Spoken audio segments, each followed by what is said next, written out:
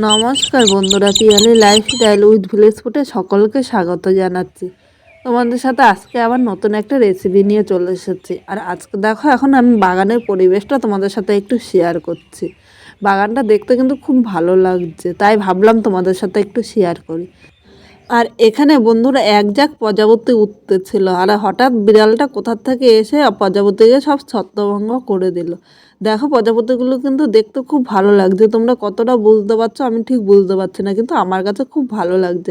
আর বিড়ালটা লাফিয়ে লাফিয়ে প্রজাপতিগুলো ধরতে যাচ্ছে, কিন্তু একটা প্রজাপতিও ধরতে পারছে না। আমার কাছে খুব সুন্দর লাগলো দৃশ্যটা। এবার চলো রান্নাঘরে যাই, আর কিভাবে আমি রান্না করলাম সেটাও দেখে নেওয়া যাক। বন্ধুরা, আজকে 2 আটি দেখো মেথি শাক এনেছি। আর মেথি শাকগুলো কিন্তু একদম কচি ছিল। প্রথমে আমি শাকটা বেছে নিচ্ছি। এখন কিন্তু শাক বাজারে খুব পাওয়া যায়, আর এই সময় কিন্তু মেথি শাক খেতে খুব ভালো লাগে।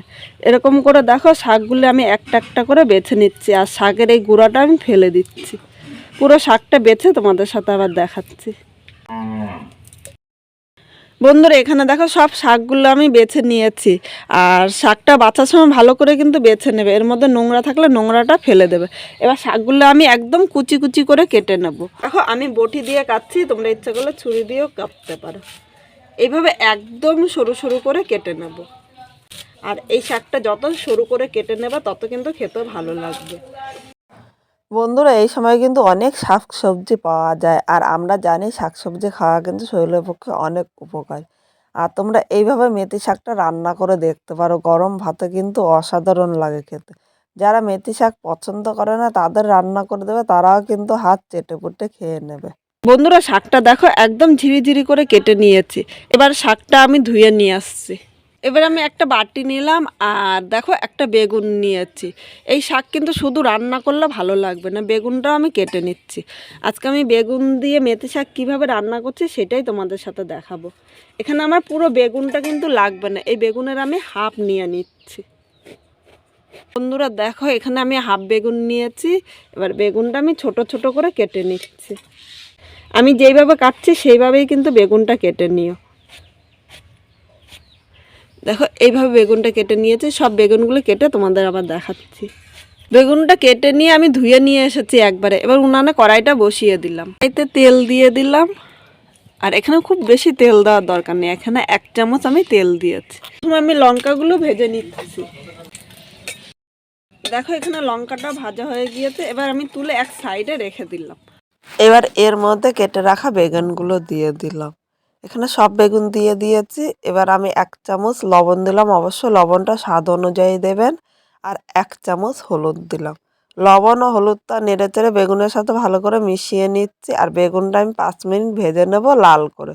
অবশ্যই বেগুনটা কিন্তু একটু লাল করে ভেজে নিও, তাহলে খেতে খুব ভালো লাগবে।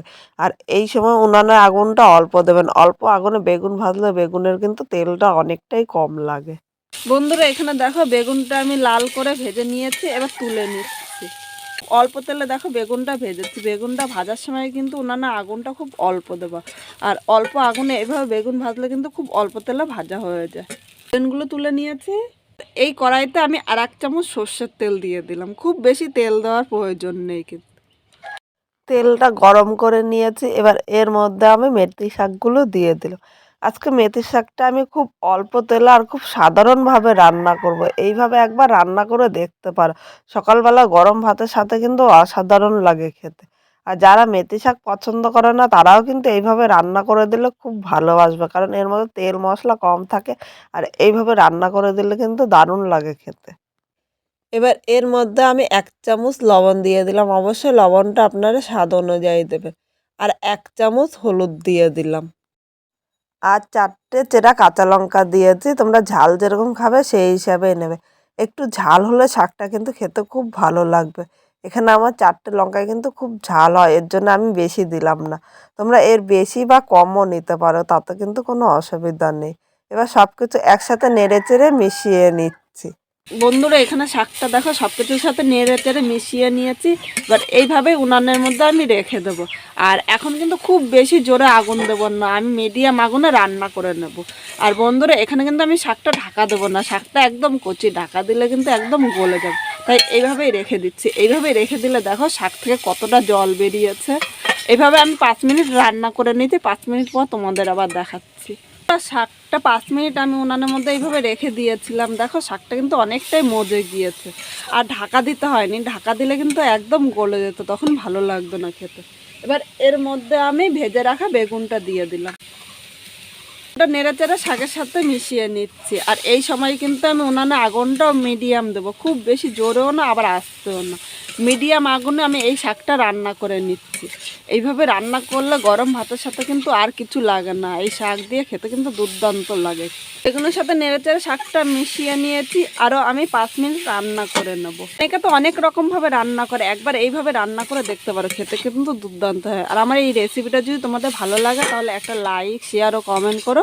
আর নতুন কোনো বন্ধু থাকলে চ্যানেলটি সাবস্ক্রাইব করে দিও, যাতে নতুন নতুন ভিডিও আপলোড করলে সবার আগে নোটিফিকেশন আপনার কাছে পৌঁছিয়ে যায়। বন্ধুরা, তোমরা যদি আরও এরকম নতুন নতুন রেসিপি দেখতে চাও তাহলে অবশ্যই একটা কমেন্ট করে কিন্তু জানিও, তোমাদের এই রেসিপিগুলো আমি অবশ্যই রান্না করে দেখাবো। এখানে দেখো নাড়তে নাড়তে কিন্তু শাকের সাথে বেগুনটা একদম মিশে গিয়েছে, আরও আমি 3 মিনিট নেড়ে চেড়ে নিচ্ছি। আর এই সময় তোমরা আরেকবার চেক করে নেবে, যদি লবণ লাগে একটু লবণ দিয়ে দেবে। এই খুব সাদা মাটা হবে এই শাকটা রান্না করলাম, এভাবে রান্না করলে খেতেও কিন্তু খুব ভালো লাগে। বন্ধুরা এখানে দেখো 3 মিনিট আমি নেড়ে চেড়ে নিয়েছি, আর শাকের সাথে বেগুনটা কিন্তু মিশে গিয়েছে, শাকটাও কিন্তু হয়ে গিয়েছে, দেখো কড়াইয়ের থেকে কিন্তু ছেড়ে দিচ্ছে। এবার আমি একটা পাত্রের মধ্যে শাকটা নামিয়ে নিলাম। তোমরাও যদি এইভাবে করো তাহলে একবার কমেন্ট করে কিন্তু জানাতে ভুলো না যে শাকটা কীরকম লাগলো খেতে। বন্ধুরা শাকটা নামিয়ে নিয়েছি, আর এর সাথে যদি শুকনো লঙ্কা হয় তাহলে কিন্তু কোনো কথাই নেই, গরম ভাতে একদম জমে যাবে। আর হালকা শীতে এইভাবে শাক দিয়ে ভাত খেতে কিন্তু খুব ভালো লাগে, আমার তো খুব ভালো লাগে। তোমাদের কীরকম লাগে অবশ্যই একটা কমেন্ট করে কিন্তু জানিও।